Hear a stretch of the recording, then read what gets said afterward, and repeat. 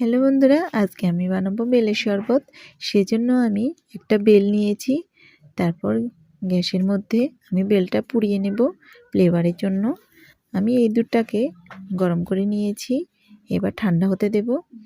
এই ফাঁকে আমি বেলটা ফেটে নিয়েছি, এবার হাতে চটকে নিয়েছি, ছেলে নেব যাতে বিচিগুলো আলাদা হয়ে যায়। মুখে পড়লে বিচিগুলো ভালো লাগে না বেলের শরবত।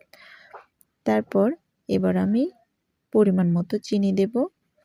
ওই ঠান্ডা হওয়া দুধটা আমি অল্প অল্প করে ঢেলে দেব। হয়ে গেল আমার শরবত। কে কোথা থেকে দেখছো কমেন্ট করো, আর আমার ভিডিওটি ভালো লাগলে লাইক কমেন্ট শেয়ার করো। ফেসবুক থেকে দেখলে শেয়ার করে দিও আর ফলো করো, আর ইউটিউব থেকে দেখলে সাবস্ক্রাইব করো।